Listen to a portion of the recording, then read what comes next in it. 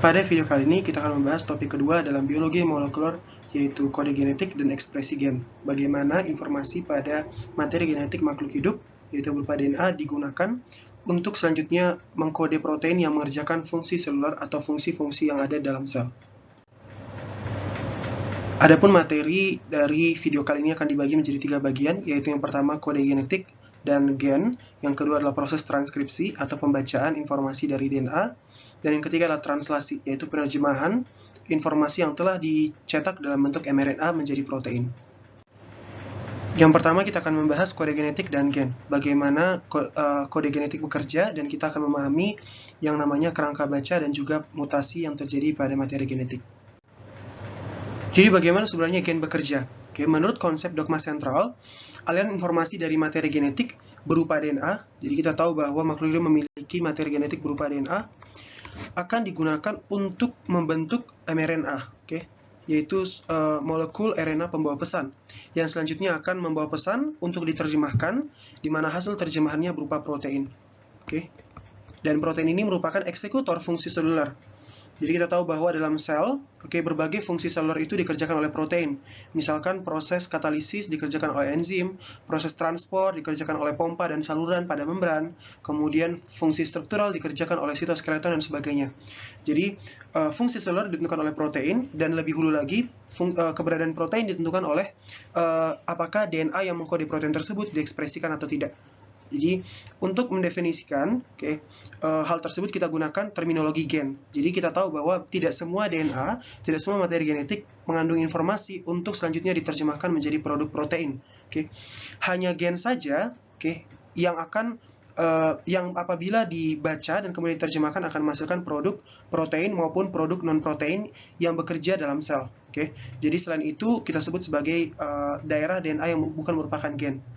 Kita juga perlu mengetahui terminologi genom yang merupakan sebutan untuk keseluruhan materi genetik suatu sel atau suatu individu. Karena untuk jaringan untuk organisme multiseluler, setiap selnya memiliki komposisi materi genetik yang sama.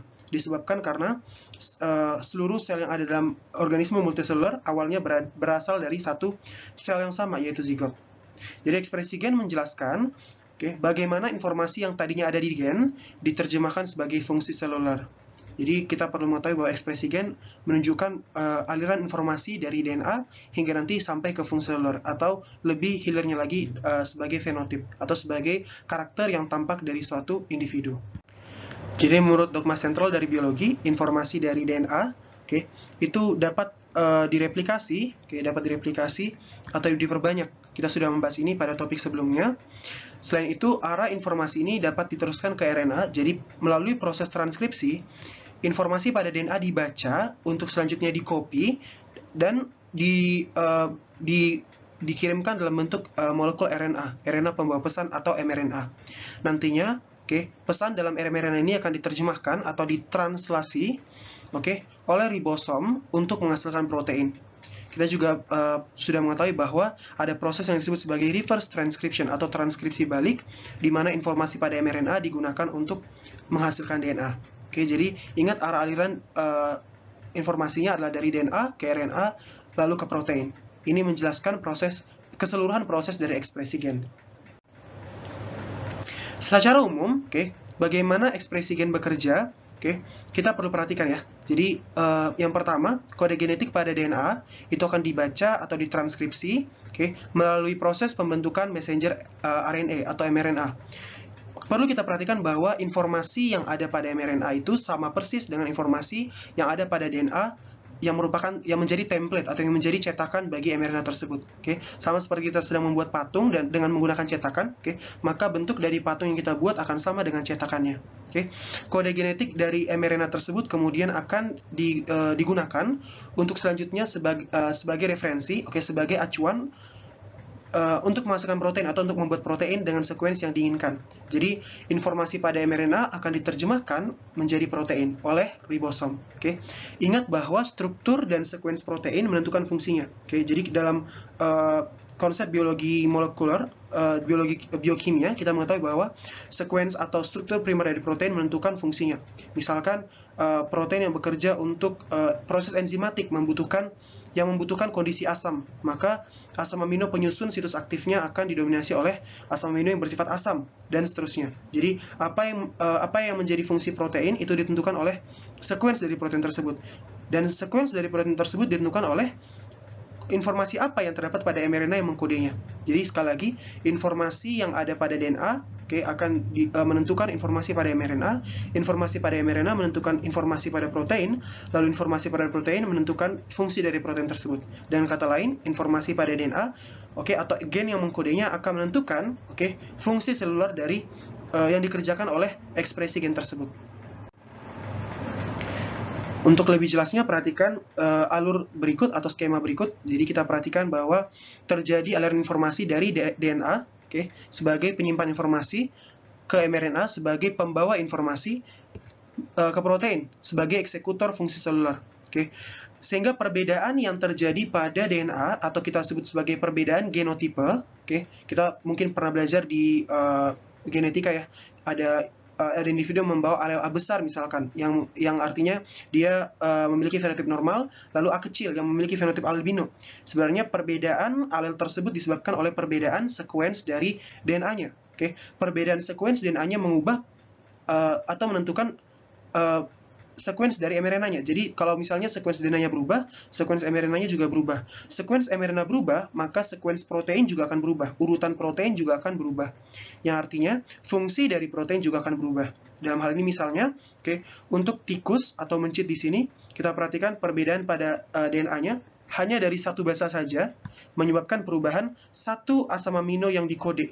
Jadi di sini terdapat asam amino arginin, sedangkan di kanannya terdapat asam amino cysteine.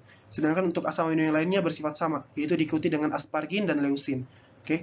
Hanya perbedaan satu asam amino saja sudah cukup memberikan pengaruh yang signifikan. Dalam hal ini, mencit yang membawa alel di sebelah kiri akan menghasilkan atau memiliki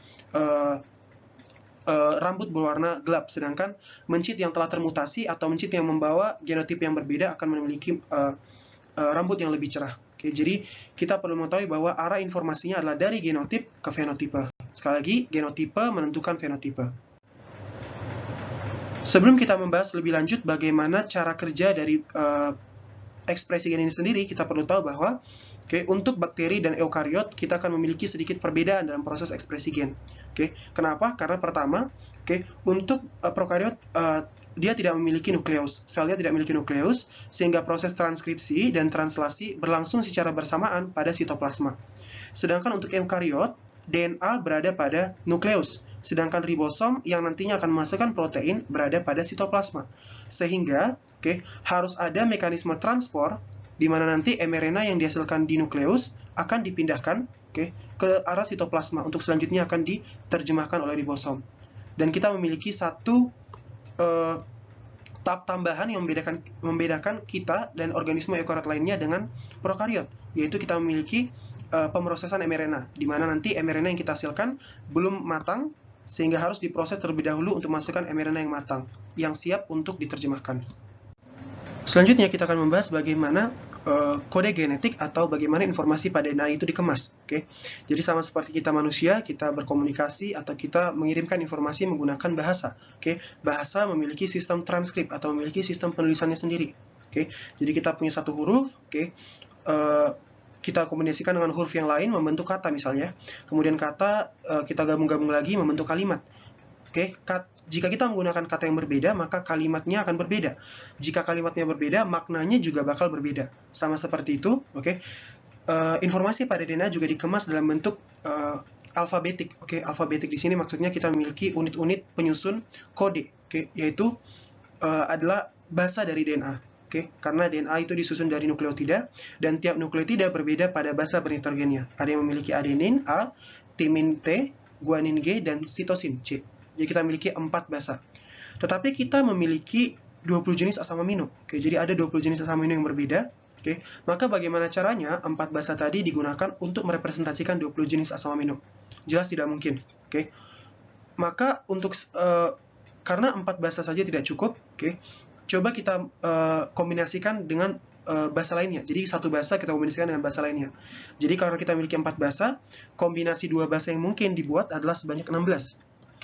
Jadi kita mungkin bisa membuat AA, kemudian AT, kemudian AC, kemudian AG. Kita lanjut dengan TC, TG, dan seterusnya. Maka kita akan punya 4 kali 4, oke, atau sebanyak 16 kode, oke, 16 kombinasi. Dan ini tetap tidak cukup untuk membentuk atau merepresentasikan 20 jenis asam amino. Oke, maka sesuai prediksi matematis, oke, minimum yang kita perlu miliki adalah sebanyak kombinasi 3 basa. Karena kombinasi 3 basa akan memiliki atau memberikan, oke, 4 kali 4 kali 4 sama dengan 64 kombinasi kode, oke. Dan kita memiliki 20 jenis asam amino. Jadi jumlah kode yang kita miliki sudah lebih besar daripada jumlah asam amino yang hendak direpresentasikan. Oke. Maka, oke, bakal ada kodon, oke, yaitu kombinasi 3 basa tadi yang kita sebut sebagai kodon, maka bakal ada kodon yang merepresentasikan asam amino yang sama. Jadi ada beberapa kodon yang merepresentasikan asam amino yang sama. Dan ada beberapa kodon khusus, oke, yang digunakan untuk menghentikan atau memberikan tanda atau memberikan sinyal untuk menghentikan proses translasi atau sinyal stop. Oke. Jadi sekali lagi kode genetik dikemas dalam bentuk kodon, yaitu kombinasi 3 basa. Oke, kombinasi 3 basa yang masing-masing merepresentasikan asam amino yang berbeda. Perhatikan di sini ya. Jadi sekali lagi kita review. Oke, kalau kita menggunakan satu basa saja, kita tidak cukup kita tidak memiliki cukup informasi untuk menspesifikasi atau merepresentasikan ke-20 jenis asam amino. Oke. Sedangkan untuk kombinasi 2 basa juga masih belum cukup. Ketika kita kombinasikan 3 basa, kita memiliki kombinasi yang cukup. Oke. Dan menurut eksperimen atau dari hasil eksperimen diperoleh, oke, kamus genetika seperti yang kita lihat pada tabel di bawah. Oke. Jadi misalnya cara bacanya di sini, oke. Maka kita lihat di sini CCU misalnya ya, kombinasi CCU, oke, karena ingat bahwa mRNA ini tidak memiliki basa T. Basa T-nya akan digantikan dengan basa U atau urasil. Oke, jadi kita memiliki basa A, G, C, dan U. Oke, maka perhatikan di sini CCU, oke, itu merepresentasikan atau nanti mengkode untuk asam amino prolin. Oke, kemudian misalkan di sini ada AAG, merepresentasikan atau mengkode untuk asam amino lisin. Oke, perhatikan bahwa ada beberapa kodon yang merepresentasikan atau mengkode asam amino yang sama. Misalkan di sini, oke, ACU, ACC, ACA, dan ACG merepresentasikan threonine. Oke, perhatikan pula, oke, ada 4 jenis kodon khusus. Oke, yang pertama adalah kodon start, yaitu kodon yang menjadi tempat memulainya, oke, proses pembacaan kode genetik pada mRNA atau tempat mulainya translasi. Jadi translasi akan dimulai pada kodon start. Kodon start adalah AUG, di mana AUG mengkode metionin. Oke. Jadi proses translasi selalu dimulai dengan metionin karena kodon start mengkode metionin. Oke. Sedangkan untuk mengakhiri proses translasi ada 3 jenis kodon yang mengkodenya. Oke, yaitu kodon UAA, UAG, dan UGA. Oke. UAA, you are away, UAG, you are gone, UGA, you gone away. Jadi itu seperti ini ya, seperti titian ingatannya. Oke, ada 3 jenis kodon yang mengkode stop atau memberikan sinyal untuk menghentikan proses translasi. Oke, nah perhatikan di sini ada keunikan pada kamus genetik ini. Oke, perhatikan bahwa hanya ada 2 asam amino, oke, yang unik, yaitu yang hanya dikode oleh satu kodon saja, yaitu kodon metionin, oke, AUG, dan kodon yang mengkode triptofan atau TRP. Sedangkan untuk asam amino lainnya dikode oleh beberapa jenis kodon yang berbeda. Oke. Kemudian, oke, di sini perhatikan bahwa untuk beberapa kodon yang mengkode asam amino yang sama, kebanyakan hanya berbeda pada basa ketiga. Misalkan di sini kita ambil contoh untuk pengkode serin. Oke. Kodon yang mengkode serin memiliki U dan C pada basa pertama dan keduanya. Sedangkan untuk basa ketiganya, terserah apa yang kita masukkan, semuanya akan menghasilkan serin. Oke. Perpasangan seperti ini kita sebut sebagai perpasangan wobble. Oke, perpasangan yang tidak mempedulikan atau tidak bergantung pada basa ketiga dari kodonnya. Oke. Maka untuk merepresentasikan kodon wobble, oke, kodon yang bisa mengkode asam amino yang sama, terlepas dari apa basa yang mengkode basa ketiganya, basa yang menempati basa ketiganya, oke, kita bisa representasikan dalam 3 bentuk. Oke. Yang pertama adalah N, oke, basa ketiganya, oke, bisa diisi oleh basa manapun. Jadi basa A, basa G, basa C maupun basa U. Jadi terlepas dari basa apapun yang mengisi basa ketiganya, ini akan selalu menghasilkan kodon yang sama atau menghasilkan asal amino yang sama. Jadi misalnya untuk codon serine, akan kita tuliskan sebagai codon UCN. Karena apapun yang mengkode, apapun basa ketiga yang mengisi codon tersebut, asalkan basa pertama dan keduanya UC, codon tersebut akan menghasilkan serine. Kemudian adalah R. R ini mengacu pada basa A dan G yang merupakan basa purin. Basa purin. Misalkan kita ambil di sini adalah untuk glutamin.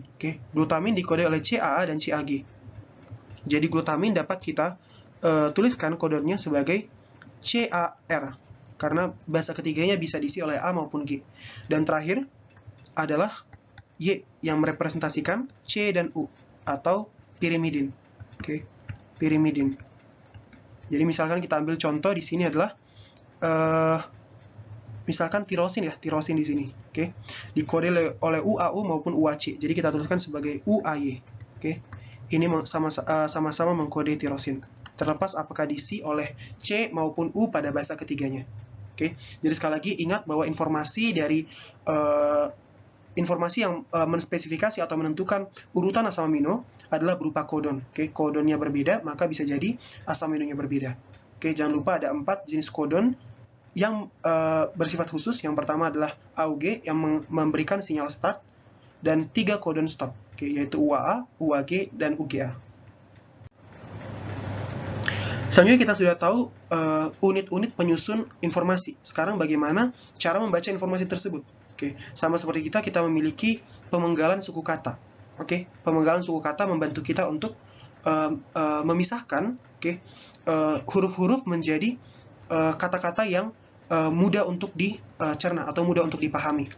Sama seperti pemisahan suku kata. Pembacaan informasi pada sequence gen, pada urutan gen, itu bergantung pada kerangka baca atau reading frame. Jadi kalau kerangka bacanya berubah, maka informasi yang dihasilkan akan berubah. Bagaimana cara kita membaca informasi pada gen? Pembacaan gen dimulai dengan codon start, yang mengkode metionin. Perhatikan bahwa pembacaan codon dilakukan dari arah 5, dari ujung 5 mRNA ke ujung 3 mRNA. Tanpa spasi. Jadi tidak ada spasi yang memisahkan, tidak ada basa yang berperan sebagai spasi. Jadi langsung saja dari codon pertama akan lanjut ke 3 basa berikutnya sebagai codon berikutnya. Ini akan terus dilanjutkan hingga mencapai codon stop. Nah, untai DNA pada gen yang ingin diterjemahkan kode genetiknya kita sebut sebagai untai pengkode. Jadi karena kita memiliki 2 untai, 2 untai ini jelas akan memiliki informasi yang berbeda. Karena apa? Karena sifatnya yang berkomplementasi atau komplementer. Jadi misalnya kita memiliki di sini A, T, C, C, A misalnya. Maka untuk untai komplementernya akan membentuk T, A, G, G, T. Gitu ya. Sehingga apa yang dikode oleh untai di atas berbeda dengan di bawah. Informasi di atas berbeda dengan informasi di bawah. Maka jika kita ingin menerjemahkan atau mengekspresikan kode genetik pada salah satu untai, maka untai ini kita sebut sebagai untai pengkode atau untai sense. Atau untai coding ya, coding sequence. Jadi untai ingin diterjemahkan informasinya. Tetapi perlu diingat dan perlu ditanamkan bahwa sintesis mRNA sendiri dispesifikasi atau ditentukan dari untai yang berkomplementasi dengan untai pengkode atau untai pasangan dari untai pengkode. Jadi pasangan dari untai pengkode disebut sebagai untai template atau untai antisense. Maka jika kita ingin menerjemahkan kode dari untai pengkode, maka yang kita baca adalah untai dari pasangannya, yaitu untai antisense atau untai template. Atau template. Kenapa? Karena ingat bahwa pembuatan mRNA sama seperti pembuatan DNA. Bakal dipasangkan dengan template-nya. Kalau kita menggunakan template berupa untai pengkode, maka hasil mRNA kita bukanlah sama dengan untai pengkode, melainkan berkomplementasi dengan untai pengkode. Sebaliknya, jika kita menghasilkan mRNA dari untai template yang berkomplementasi dengan untai pengkode, maka mRNA kita akan memiliki sekuensi yang sama dengan untai pengkode. Jadi perhatikan di sini, karena tadi kita ingin menghasilkan kode yang ada di atas, maka yang kita baca adalah yang di bawah. Ingat bahwa pembacaannya diawali dari ujung 5 ke ujung 3. Oke. Jadi mRNA dihasilkan, perhatikan, T dipasangkan dengan A dipasangkan dengan T, G dipasangkan dengan C dipasangkan dengan C, lalu T dipasangkan dengan A, yang notabene adalah sama dengan sekuens dari untai pengkode. Oke, jadi sekali lagi ingat konsepnya bahwa jika kita ingin menghasilkan informasi dari untai pengkode, maka yang dibaca untuk menghasilkan mRNA adalah pasangannya, yaitu untai template atau untai antisense. Sehingga, ingat bahwa jika kita ingin menghasilkan sekuens dari untai yang di atas, misalnya di sini ya, di mana untai di atas berperan sebagai coding sequence atau untai pengkode, maka untai bawahnya, untai pasangannya akan kita gunakan sebagai template atau cetakan untuk membentuk mRNA. Jadi misalkan kita di sini kita punya ujung 3, maka di sini akan menjadi ujung 5. Ujung 5 di sini akan menjadi ujung 3. Kita komplementasikan A berpasangan dengan U, G berpasangan dengan C, T berpasangan dengan A, dan seterusnya. Oke, maka sekuens dari mRNA ini akan sama dengan sekuens dari DNA untai pengkode. Karena apa? Dia dispesifikasi atau ditentukan dengan perpasangan terhadap untai template. Oke, maka sekuensinya akan sama dengan sekuens pada untai pengkode, terkecuali T-nya diganti dengan U, karena mRNA tidak memiliki bahasa T ya, tetapi memiliki bahasa U. Oke, jadi sebenarnya dalam sel, kita akan memiliki 6 jenis kerangka baca yang berbeda. Karena apa? Karena dari satu untai kita bisa membaca dalam tiga kerangka baca. Dan karena kita memiliki 2 untai, maka akan ada 6 kerangka baca. Kenapa hanya 3 kerangka baca? Karena secara fundamental, kalau misalnya kita telah melewati kelipatan 3 dari bahasa, sebenarnya kita telah mengikuti kodon berikutnya. Misalkan kita di sini membaca mulai dari bahasa pertama gitu ya, TTA gitu ya, TTA, kemudian dilanjutkan oleh TTT, kemudian TAT gitu ya. Ini merupakan kerangka baca yang pertama. Kerangka baca kedua ketika misalnya kita membaca dari TAT, kemudian TTT, kemudian ATT, yang akan memasukkan asam amino yang berbeda. Perhatikan di atas, ada yang memasukkan leusin, sedangkan ketika kita ganti kerangka bacanya malah menghasilkan tirosin. Ketika kita majukan lagi ATT, TTA, TTT, maka akan menghasilkan asam amino yang berbeda lagi. Tetapi begitu kita melewatkan tiga basa, sebenarnya secara esensial kita mengulangi kodon atau mengulangi kerangka baca sebelumnya, hanya saja kita melewatkan satu kodon. Jadi tetap TTT ini akan memasukkan fenilalanin, TAT akan memasukkan tirosin. Kita hanya melewatkan leusin di sini. Jadi setiap untai akan memiliki 3 kerangka baca, dan karena kita memiliki 2 untai, kita akan memiliki 6 jenis kerangka baca yang berbeda. Jadi misalkan sekali lagi kita berlatih untuk menerjemahkan kode genetik. Perhatikan di sebelah kiri bawah. Misalkan kita menggunakan kode genetik, dan kita ingin mengekspresikan kode genetik yang ada di atas, untai yang ada di atas, ingin kita terjemahkan untuk menjadi protein, ingin kita ekspresikan, maka yang kita baca adalah untai yang ada di bawahnya. Maka arah pembacaan mRNA dari 5 ke 3. T berpasangan dengan A berpasangan dengan U, C berpasangan dengan G, dan seterusnya. Sehingga ketika kita baca, maka sekuensinya mirip atau sama, bahkan sama dengan sekuens dari DNA untai pengkode. Dan ketika kita terjemahkan, perhatikan arah kerangka baca. Sekali lagi ingat bahwa kerangka baca kode genetik adalah membaca sekali 3 basa, setiap 3 basa atau setiap satu kodon tanpa spasi. Dimulai dari kodon start, berakhir pada kodon stop. Kebetulan di sini, kodon pertamanya sudah mengkode AUG atau kodon start. Jadi kita mulai dari sini, AUG, kemudian GCC menghasilkan alanin, AAU menghasilkan aspargin, GAC menghasilkan aspartat, UU menghasilkan fenilalanin, CA menghasilkan glutamin, dan UA mengkode kodon stop. Jadi nanti hasilnya adalah berupa peptida yang memiliki 6 asam amino. Kita bisa berlatih untuk mengerjakan, membaca kode genetik dengan sekuens yang ada di sebelah kanan. Ini ditinggalkan untuk menjadi bahan latihan bagi pembaca. Kita tahu bahwa kode genetik jika berubah akan menghasilkan perbedaan pada struktur protein. Struktur protein akan mengubah fungsi protein, dan fungsi protein akan berdampak pada fenotip yang dihasilkan oleh suatu individu. Maka, jika terjadi mutasi atau perubahan kode genetik, ini akan menyebabkan dampak pada fenotip. Jadi menurut dampaknya terhadap kesintasan atau kemampuan hidup individu, mutasi dapat kita bagi menjadi 3. Oke. Yang pertama adalah mutasi menguntungkan atau beneficial mutation. Oke. Tidak selamanya mutasi memberikan dampak negatif, karena ternyata beberapa jenis mutasi menyebabkan perubahan fenotip yang justru adaptif terhadap lingkungan. Oke. Sekali lagi, menghasilkan perubahan fenotip yang justru adaptif terhadap lingkungan. Oke, dan ini akan kita bahas lebih lanjut dalam proses evolusioner. Karena selama proses evolusi, mutasi menguntungkan akan diakumulasi atau akan diuntungkan oleh seleksi alam. Sehingga nanti akan semakin banyak jumlahnya pada populasi. Kemudian yang kedua adalah mutasi netral, yaitu mutasi yang tidak memiliki dampak pada kesintasan individu. Jadi tidak memiliki dampak apapun. Contoh misalnya mutasi netral adalah mutasi yang menyebabkan manusia memiliki lesung pipi. Karena baik orang memiliki lesung pipi maupun tidak memiliki lesung pipi, tidak memiliki perbedaan yang signifikan pada kemampuan bertahan hidup. Jadi mutasi tersebut kita sebut sebagai mutasi netral. Sedangkan mutasi merugikan atau deleterious mutation adalah mutasi yang paling umum dihasilkan. Karena mutasi bersifat acak, jadi kebanyakan mutasi justru akan mengubah atau merusak fungsi dari protein. Dan ini akan menurunkan kemampuan hidup individu karena fenotip yang dihasilkan bersifat defektif atau tidak bekerja. Misalkan mutasi yang menyebabkan perubahan struktur sel darah merah, akan menghasilkan sel darah merah sabit, yang jelas akan menyebabkan dampak negatif pada individu yang memilikinya. Jadi mutasi merugikan akan menyebabkan fenotip yang dihasilkan menjadi tidak adaptif. Mutasi pada DNA juga dapat kita bagi, kita dapat bedakan menurut bentuknya. Apakah berupa penggantian basa, substitusi, penyisipan atau penambahan basa, insersi, ataupun pengurangan basa, delesi.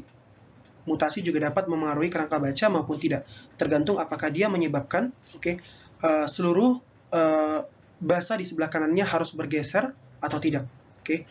Menurut dampaknya terhadap proses pembacaan kode genetik, mutasi juga dapat kita kategorikan. Yang pertama kita sebut sebagai mutasi bisu, yaitu mutasi yang tidak menghasilkan perubahan pada asam amino yang dikode. Ini bisa terjadi karena perpasangan wobble yang sudah kita bicarakan. Misalkan kita memiliki kodon UCY misalnya, UCY, yang mengkode asam amino, katakanlah asam amino X gitu ya, asam amino X. Nah, karena dia memiliki kodon UCY, jadi katakanlah misalnya kodon pertamanya adalah UCU, dan terjadi mutasi yang menyebabkan UCU berubah menjadi UCC. U dan C masihlah sama-sama pirimidin, yang artinya masih sama-sama Y, berarti masih sama-sama mengkode asam amino X. Jadi kodon UCU akan menghasilkan asam amino X, kodon UCC juga akan menghasilkan asam amino X, yang berarti mutasi ini tidak mengubah sekuens asam aminonya. Sehingga lebih lanjut tidak akan mengubah fungsi dari protein tersebut. Mutasi jenis kedua kita sebut mutasi salah makna atau missense, ketika mutasinya menghasilkan asam amino yang berbeda, terutama apabila basa pertama dan basa kedua dari kodon yang berganti. Dan terakhir adalah mutasi tidak bermakna atau nonsense. Mutasi yang menyebabkan pembentukan kodon stop secara prematur, sehingga menghasilkan protein dengan ukuran yang lebih pendek karena pembacaan kode genetiknya berhenti lebih awal dari yang seharusnya. Katakanlah misalnya kita memiliki sekuens CCU, kemudian UCG, kemudian CCA. Maka seharusnya di sini akan menghasilkan asam amino dan asam amino. Tetapi misalkan kita menggantinya menjadi CCU, lalu C berganti dengan A misalnya, kemudian CCA. Jadi yang seharusnya translasi tetap berlanjut. Di sini translasi akan berhenti pada kodon UAG yang merupakan kodon stop. Jadi asam amino yang dihasilkan akan lebih sedikit, yang artinya ukuran proteinnya akan menjadi lebih pendek. Di sini kita bisa memperhatikan bagaimana efek dari tiap mutasi ya. Misalkan substitusi. Jadi perhatikan di sini bahwa untuk peptida normalnya menghasilkan asam amino metionin, lisin, fenilalanin, dan glisin, dan diakhiri dengan kodon stop. Maka misalkan di sini terjadi penggantian G menjadi A, sehingga nanti di sini terjadi penggantian C yang menjadi U. GGU dan GGC. Jadi awalnya kan dia di sini GGC, sedangkan dia berubah menjadi GGU. Itu sama-sama menghasilkan glisin, berarti tidak terjadi perubahan sekuens asam amino, sehingga mutasinya bersifat silent. Kemudian perhatikan, misalkan di sini terjadi penggantian C menjadi T, sehingga untuk mRNA-nya dari G menjadi A. Oke, ini akan menyebabkan yang tadi awalnya GGC sekarang menjadi AGC. Yang awalnya menghasilkan glisin sekarang menghasilkan serin. Berarti telah terjadi perubahan makna atau missense. Oke. Kemudian yang terakhir misalkan di sini, oke, T diganti menjadi A, sedangkan mRNA-nya menjadi A menjadi U gitu ya. Jadi akan terbentuk kodon UAG di sini. Kodon UAG lebih awal, sehingga akan menghentikan proses translasi. Oke, sehingga kita sebut sebagai mutasi nonsense. Perlu diperhatikan bahwa mutasi berikut ini tidak menghasilkan perubahan kerangka baca. Oke, karena apapun yang berada di hilir dari mutasi tersebut tidak berubah sekuensinya. Oke. Sedangkan untuk sebelah kanan, perhatikan insersi dan delesi dapat menyebabkan perubahan kerangka baca maupun tidak. Oke, misalkan pertama kita menambahkan satu ekstra A, oke, satu ekstra A pada bahasa keempat, yang artinya semua dari bahasa keempat hingga seterusnya akan bergeser ke kanan satu langkah karena disisipkan, oke, dipaksakan untuk masuk di bahasa keempat. Jadi bahasa keempat di awal dan seterusnya akan bergeser ke kanan. Yang artinya telah terjadi perubahan kerangka baca. Jadi yang awalnya tadi harusnya AUG diikuti dengan AAG dan UUU, sekarang sudah berubah seluruhnya. AUG diikuti UAA dan GUU. Yang jelas-jelas sudah berubah, oke. Dan kebetulan di sini, oke, insersinya menyebabkan terbentuknya codon stop di awal. Oke, jadi ini menyebabkan mutasi nonsense dan telah terjadi perubahan kerangka baca. Oke, misalkan juga terjadi delesi. Oke, delesi misalkan di sini kehilangan A, sehingga apa yang di sebelah kanan dari bahasa A tersebut akan bergeser satu langkah ke kiri, menyebabkan semua asam amino yang dikode di kanannya akan berubah. Misalkan di sini, oke, kita perhatikan bahwa dari bahasa ketujuh dia adalah UUU, GGC dan UAA. Oke, phenylalanine, glisin dan codon stop. Sedangkan ketika A di sini dihilangkan, oke, maka U juga akan dihilangkan. Yang berarti sekarang kodonnya menjadi UUG, GCU, AA, dan seterusnya. Oke, kita perhatikan bahwa asam amino yang dikode sekarang menjadi leusin, alanin, dan masih berlanjut. Oke, jadi codon stop malah hilang. Karena apa? Karena bahasa-bahasanya telah bergeser satu langkah. Oke, ini kita sebut sebagai frame shift yang menyebabkan missense yang ekstensif atau perubahan asam amino yang bersifat ekstensif atau berdampak besar karena asam amino seterusnya juga berubah. Oke. Sedangkan untuk delesi 3 nukleotida sekaligus atau 3 basa sekaligus umumnya tidak akan menghasilkan perubahan kerangka baca.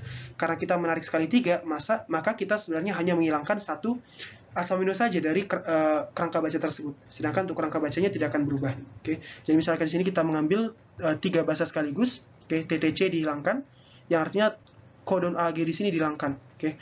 Tetapi tetap kerangka bacanya adalah AUG, UUU, GGC, dan UA. Jadi methionine, phenylalanine, glisin, dan codon stop. Jadi sini kita hanya kehilangan lisin yang ada di posisi kedua. Oke. Jadi ingat bahwa mutasi dapat berupa substitusi, penggantian, maupun insersi delesi.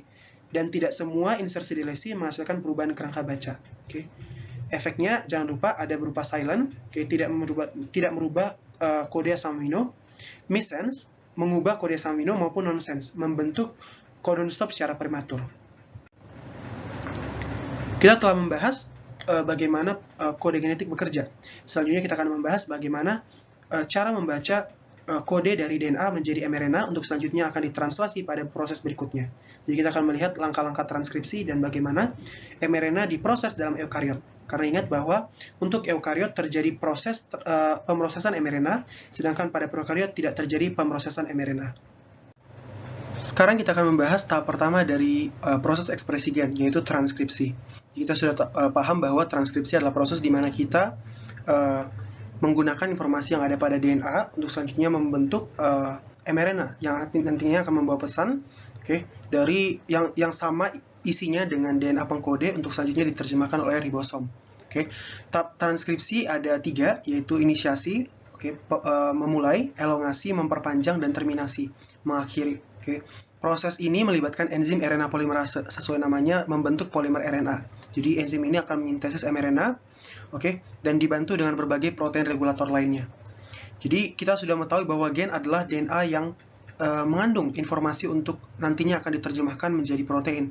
Oke, jadi pada DNA yang mengandung gen, pada daerah DNA yang mengandung gen terdapat suatu kerangka baca terbuka atau kita sebut sebagai open reading frame. Oke, jadi open reading frame adalah sekuens pengkode protein. Oke, dan open reading frame ini disertai dengan sekuens regulator atau urutan DNA yang berfungsi sebagai pengatur. Oke. Sekuens regulator ini dapat berada di hulu maupun hilir dari sekuens pengkode protein. Jadi bisa kita bayangkan kita punya DNA ya, DNA, kemudian di sini misalkan kita tandai area yang menjadi ORF-nya atau operating frame-nya yang menjadi sekuens pengkode protein, maka di bagian hulu maupun hilirnya, bisa jadi terdapat sekuens regulator, sekuens regulator yang menentukan atau mengatur dan mengontrol ekspresi gen. Sekuens regulator bisa berupa sekuens regulator umum maupun sekuens regulator tambahan.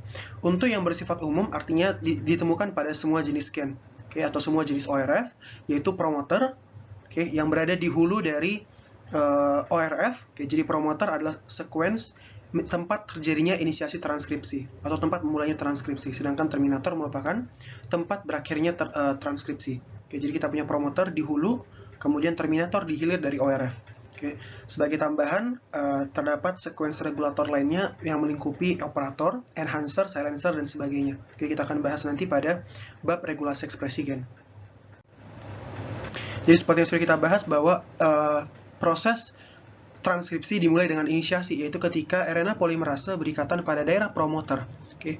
Nantinya akan terbentuk RNA, molekul mRNA akan disintesis, dimulai dari start point atau dimulai dari titik mulai transkripsi.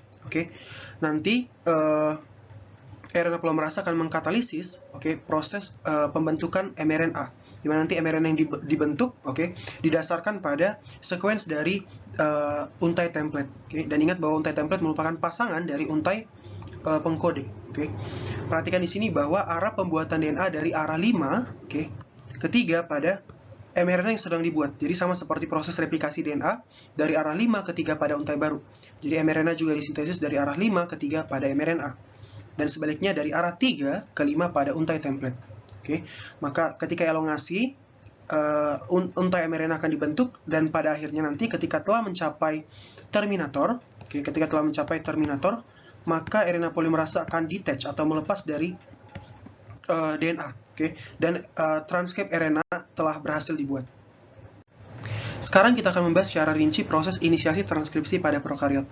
Jadi untuk prokariot atau bakteri, inisiasi transkripsi akan terjadi ketika faktor inisiasi transkripsi, yaitu faktor sigma, itu berikatan pada promoter. Ingat bahwa faktor sigma adalah sesuatu yang berikatan kepada promoter dan menjadi syarat bagi RNA polimerase untuk bisa berikatan ke promoter. Jadi ketika faktor sigma tidak hadir dalam sel, maka RNA polimerase tidak akan berikatan pada promoter, yang artinya proses transkripsi tidak akan berjalan.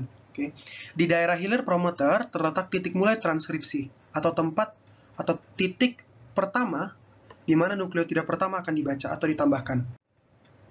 Promoter prokariot memiliki sekuens yang bervariasi, namun terdapat sekuens lestari atau conserve pada urutan min 35 dan min 10. Jadi artinya ketika kita punya TSS di sini ya, TSS atau basa pertama yang akan dibaca nantinya, maka 10 basa pada hulu dari TSS atau pada posisi min 10 dan 35 basa dari hulu TSS atau min 35 terdapat sekuens lestari atau sekuens conserve, yang artinya basa yang terdapat pada posisi ini itu dipertahankan atau dilestarikan atau memiliki identitas yang sama di antara berbagai jenis organisme yang berbeda. Jadi kalau kita bandingkan berbagai jenis bakteri yang berbeda, basa yang mengisi posisi min 35 dan min 10 relatif sama. Artinya relatif dilestarikan. Jadi kenapa bisa lestari? Karena daerah ini merupakan daerah kritis di mana nanti daerah inilah yang akan dikenali oleh faktor sigma. Jadi faktor sigma mengenali daerah min 35 dan min 10, atau sering juga disebut sebagai Pribnow box atau kotak Pribnow. Jadi daerah ini akan dikenal oleh faktor sigma yang kemudian nanti akan menyebabkan perekrutan RNA polimerase. Dan ketika telah terjadi inisiasi, faktor sigma akan kemudian terdisosiasi atau melepas dari RNA polimerase. Karena sekarang pekerjaannya sudah selesai, RNA polimerase sekarang mulai bekerja untuk membuat untai mRNA. Dan ingat, sama seperti proses pembentukan DNA, proses pembentukan mRNA ini terjadi melalui reaksi hidrolisis NTP. Jadi bahan baku mRNA adalah NTP, nukleotida trifosfat.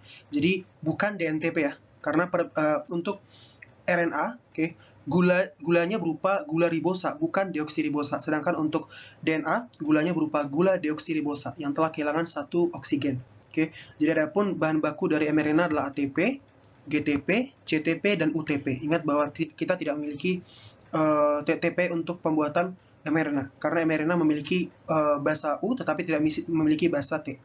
Dan ingat, arah inkorporasi atau arah penambahannya adalah dari ujung 5 ke ujung 3 pada untai mRNA yang sedang dibuat. Oke, jadi sekali lagi, untai mRNA ditentukan oleh komplementasi atau perpasangan basa dengan untai template. Tentu saja dengan mengganti basa T dengan basa U. Jadi ketika misalnya kita menemukan A, akan kita pasangkan dengan U. Jadi seperti yang sudah kita bahas di sini, faktor sigma, dan RNA polimerase merupakan kompleks yang akan memulai proses transkripsi. Dan di sini faktor sigma akan mengenali daerah min 35 dan min 10 dari ORF. Dan di sini perhatikan bahwa terdapat +1 menunjukkan bahwa titik tersebut adalah titik mulai transkripsi atau transcription start site TSS. Nantinya faktor sigma akan mengalami disosiasi dan RNA polimerase dapat melanjutkan pekerjaannya untuk menambahkan mRNA. Jadi perhatikan di sini proses pembentukan untai mRNA terjadi dari arah 5 ke 3 pada mRNA. Dan lihat bahwa basa yang ditambahkan oleh RNA polimerase bergantung pada urutan dari untai template. Jadi ketika misalnya di sini T, maka kita akan menambahkan A. Maka ketika di sini A, kita menambahkan U, dan seterusnya.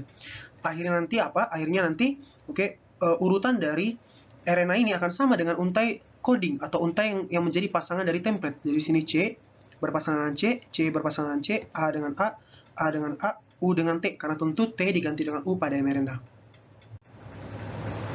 Dan terakhir adalah proses terminasi pada prokariot. Jadi transkripsi, perhatikan, tidak berakhir pada codon stop. Jadi bedakan codon start dan codon stop. Codon start dan codon stop digunakan sebagai sinyal untuk memulai dan mengakhiri translasi atau pembacaan kode genetik. Sedangkan untuk ini, kita perlu mengetahui bahwa transkripsi berakhir pada terminator. Terminator untuk prokariot dicirikan atau memiliki karakteristik berupa segmen DNA terinversi atau segmen DNA yang urutannya terbalik, dan diikuti oleh region kaya A. Segmen DNA yang terbalik ini akan membentuk struktur hairpin atau struktur seperti jepit rambut. Selanjutnya, karena diikuti oleh region kaya A, dan kita tahu bahwa interaksi antara basa A dan U lebih lemah, jika dibandingkan dengan interaksi G dan C. Karena basa A dan U dipasangkan dengan 2 interaksi hidrogen, sedangkan G dan C dipasangkan dengan 3 interaksi hidrogen. Ini akan memudahkan proses pelepasan mRNA dari DNA, karena interaksi antara A dan U lebih lemah. Jadi kalau misalnya DNA-nya kaya akan region A, maka bagian tersebut akan lebih mudah dilepaskan. Untuk beberapa kasus, terminasi transkripsi dimediasi atau dibantu oleh protein Rho yang memiliki aktivitas helikase. Jadi berperan untuk memutuskan ikatan hidrogen antara mRNA dan DNA yang sedang terbentuk. Jadi di sini protein Rho akan melakukan scanning pada mRNA yang sedang bertumbuh, dan nantinya akan menginduksi pelepasan hibrid DNA-RNA, akan melepaskan ikatan antara DNA dan RNA yang sedang dibuat. Jadi perhatikan sekali lagi, untuk terminasi pada prokariot bisa dibantu oleh protein Rho maupun tidak dibantu. Jadi untuk yang proses dibantu oleh protein Rho, perhatikan di sini di sebelah kanan bawah, di sini ada helikase Rho yang memiliki aktivitas untuk memutuskan ikatan hidrogen. Jadi ketika melakukan scanning dan menemukan sequence yang dikenali oleh protein Rho, maka protein Rho mengetahui bahwa saatnya untuk memutuskan ikatan antara mRNA dan DNA. Nanti ikatan di sini akan diputuskan dan kompleks ini akan terdisosiasi atau melepas satu sama lain. Sedangkan untuk terminasi yang tidak bergantung pada protein Rho, maka terminatornya akan membentuk struktur hairpin yang diikuti dengan region kaya A. Region kaya A. Jadi perhatikan di sini sebelah kiri, kita punya daerah terminator yang dimaksud yaitu daerah terinversi. Perhatikan di sini kita memiliki daerah yang sekuensinya itu terinversi ya. Jadi sini G berpasangan dengan C di sini. Kemudian di sini C berpasangan dengan G di sini. C di sini berpasangan G di sini dan seterusnya. Yang artinya ketika kita lipat, mereka akan saling cocok dan membentuk struktur hairpin seperti ini. Dan perhatikan bahwa setelahnya ada region kaya A, yang artinya nanti ketika dibentuk mRNA-nya akan menjadi kaya U. Bayangkan di sini adalah RNA yang sedang berpasangan dengan DNA, maka di sini akan ada AAA. Jadi bayangkan ini adalah proses di mana sudah sampai terminator. Jadi ketika sudah sampai terminator, maka mRNA bisa lepas dari DNA. Oke, karena apa? Karena di sini terbentuk stres mekanis. Oke, stres mekanis di sini terbentuk. Oke, disertai dengan lemahnya ikatan antara A dan U di bagian hilir, menyebabkan DNA dan RNA bisa dilepaskan. Kita juga perlu mengetahui bahwa prokariot memiliki strategi untuk memaksimalkan jumlah gen yang bisa dikemas dalam genomnya. Karena genom atau DNA dari prokariot biasanya berukuran kecil. Dan karena mereka ukurannya kecil, mereka harus memiliki proses prosedur yang hemat energi. Jadi di sini ORF dari prokariot biasanya bersifat polisistronik, yang artinya satu ORF dikendalikan oleh satu promoter dan satu terminator, di mana ORF-nya ini biasanya mengandung lebih dari satu gen. Yang artinya, beberapa gen, misalkan di sini kita gambarkan ada gen A misalnya, kemudian ada gen B, kemudian ada gen C. Itu dikendalikan oleh satu promoter, dan satu terminator. Satu promoter dan satu terminator. Yang artinya ketika promoter ini dibaca, ketika promoter ini dibaca oleh RNA polimerase, maka ketiga produk dari gen-gen ini akan sekaligus dihasilkan. Dan untuk meningkatkan efisiensi biasanya protein-protein yang berada pada satu ORF yang sama, biasanya merupakan protein-protein yang bekerja untuk jalur metabolisme yang sama. Misalnya untuk konversi senyawa triptofan menjadi fenilalanin misalnya. Jadi misalkan ada jalur untuk pengubahan triptofan menjadi fenilalanin, atau sebaliknya pengubahan fenilalanin menjadi triptofan misalnya. Maka kalau misalnya ini melibatkan protein A, B, C semisalnya, maka akan lebih baik apabila protein A, B, C ini dikendalikan oleh satu ORF yang sama, karena mereka sama-sama atau mereka ketiganya dibutuhkan untuk jalur yang sama.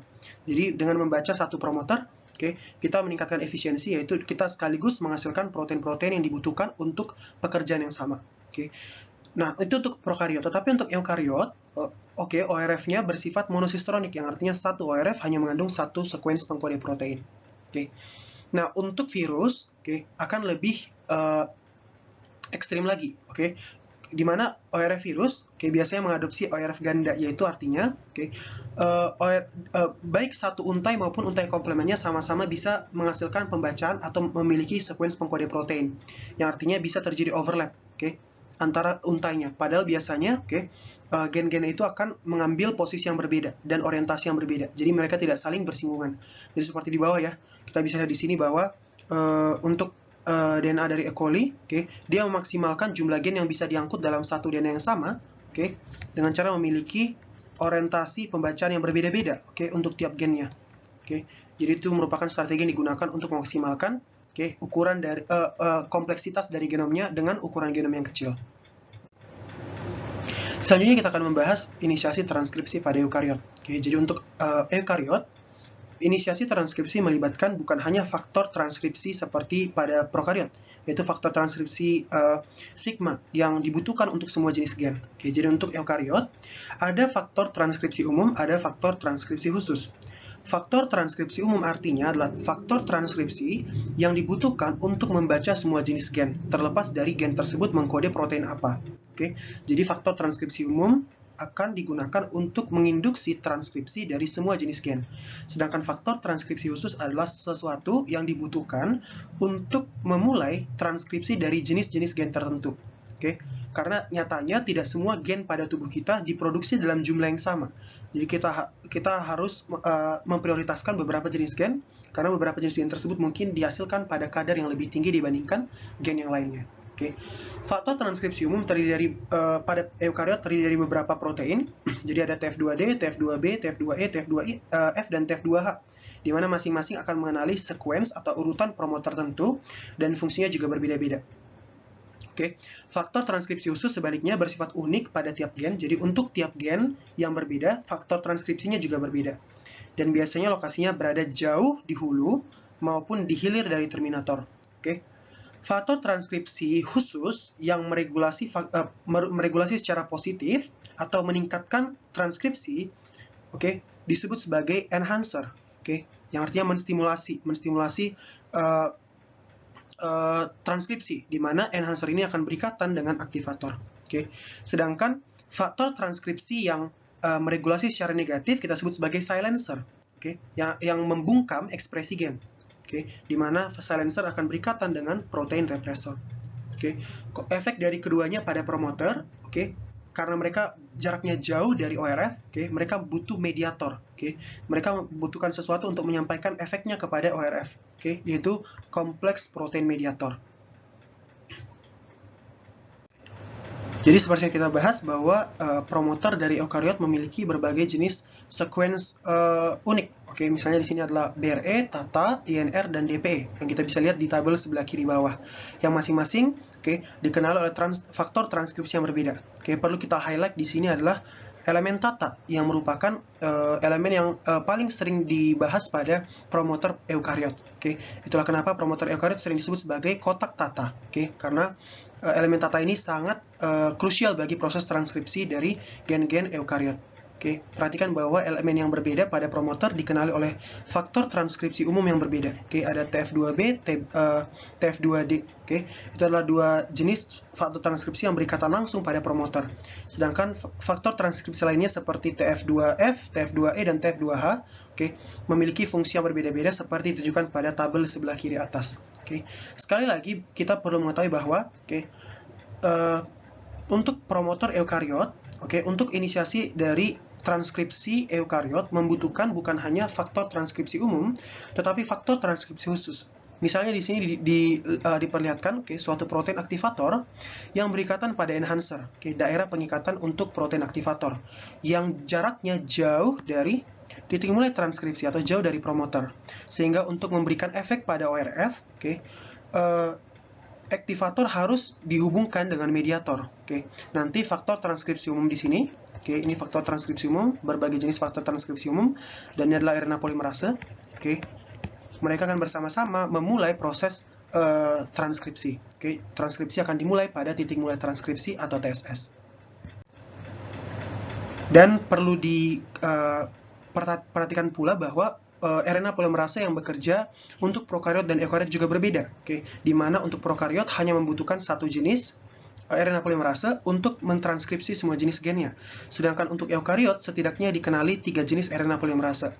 RNA polimerase 1 dikenali dengan kemampuannya untuk mentranskripsi gen-gen yang akan mengkode rRNA atau ribosomal RNA atau RNA yang nantinya akan menjadi komponen dari ribosom. Jadi RNA pol 1 bekerja untuk mentranskripsi rRNA.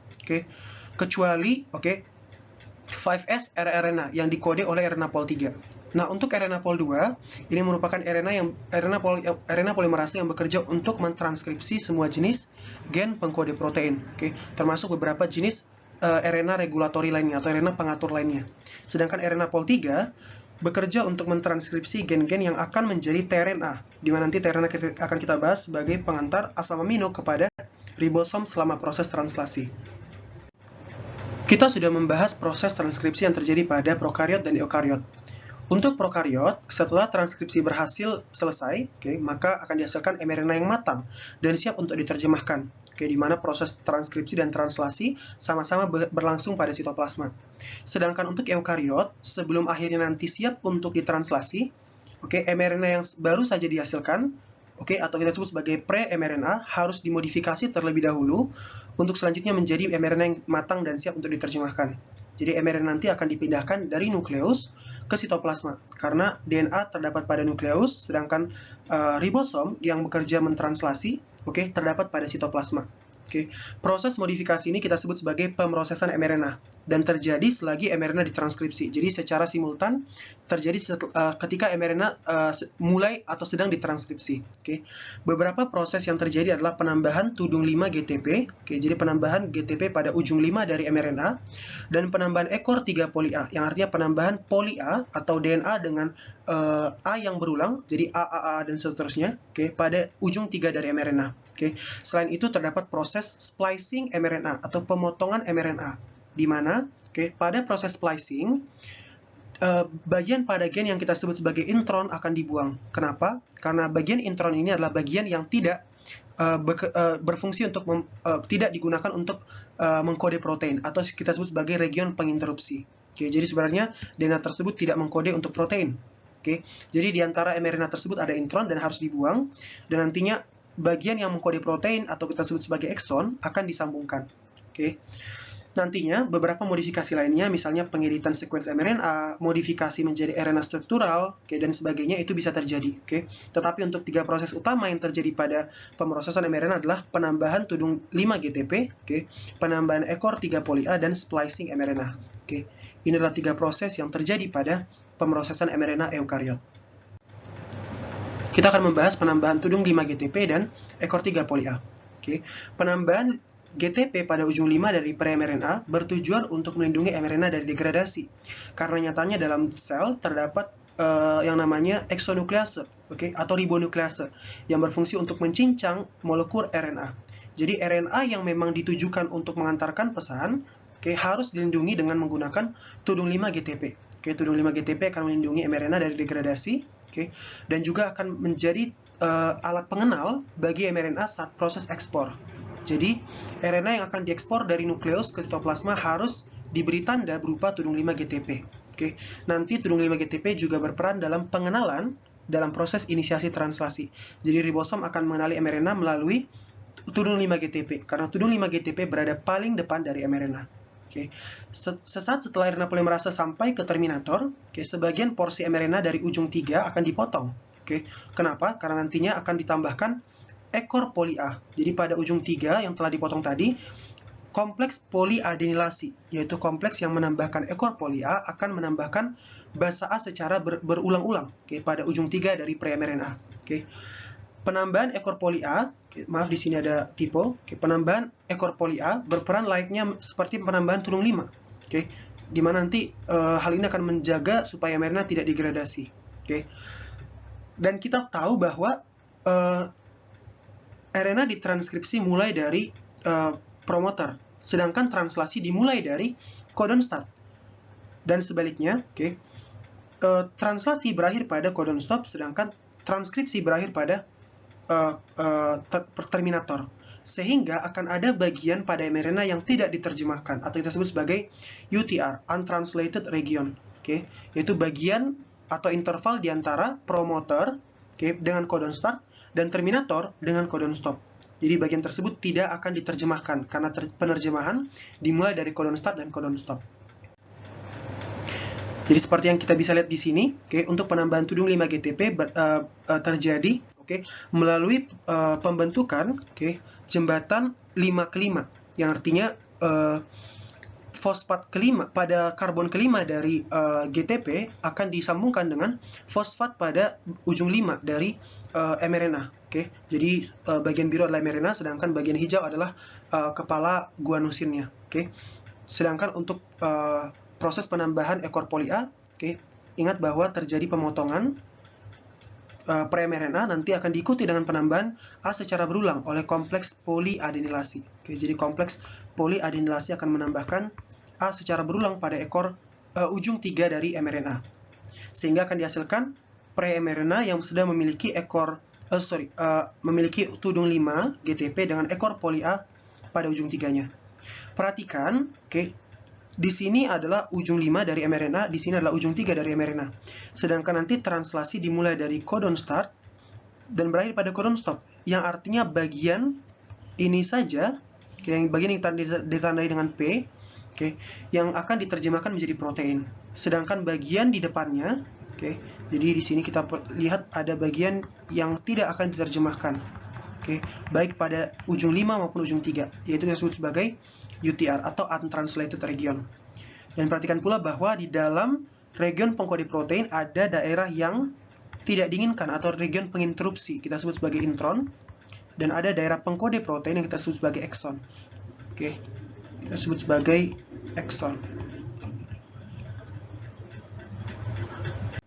Sehingga tahap ketiga dari pemrosesan mRNA adalah mRNA splicing, di mana bagian intron dari pre-mRNA akan dibuang dan exon-exonnya akan disatukan. Proses ini bisa terjadi secara independen, artinya tidak membutuhkan bantuan, di mana pre-mRNA-nya sudah bersifat autokatalitik, yang artinya dapat mengkatalisis atau mempercepat reaksinya sendiri. Jadi dapat membuang intronnya sendiri. Untuk kasus lainnya, biasanya proses ini akan dibantu oleh kompleks splisosom, snRNP atau small nuclear ribonucleoprotein, snRNP, di mana snRNP merupakan gabungan antara snRNA dan ribonukleoprotein. Jadi ada kompleks RNA dan ada kompleks protein. Kita perhatikan bahwa kompleks ini bukan merupakan protein murni. Kita perhatikan bahwa di sini ada RNA yang bekerja untuk mengkatalisis reaksi, untuk mempercepat pemotongan mRNA tadi.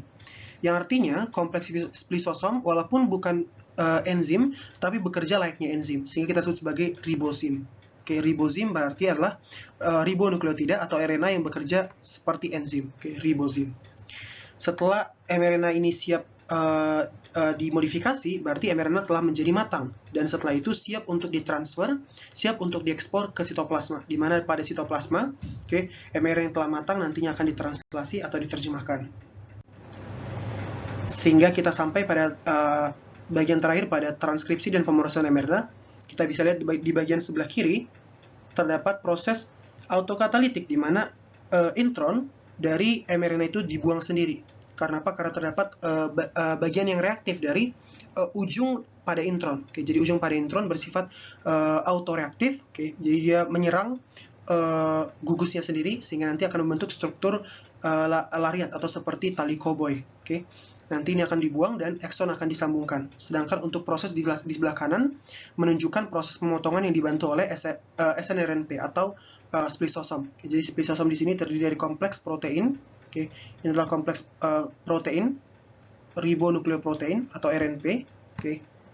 Sedangkan ada snRNA gitu ya. Jadi snRNA ini akan mengikat dan menstabilkan intron, lalu nantinya akan dipotong.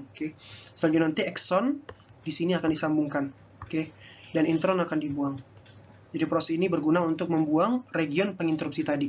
Jadi sekarang mRNA kita telah matang dan siap untuk diekspor ke sitoplasma. Jadi itulah proses transkripsi dan pemrosesan mRNA pada eukariot. Selanjutnya pada video berikutnya kita akan membahas proses translasi, sehingga kita telah mendapatkan gambaran total bagaimana caranya informasi pada DNA bisa diairkan kepada mRNA untuk selanjutnya diterjemahkan membentuk protein.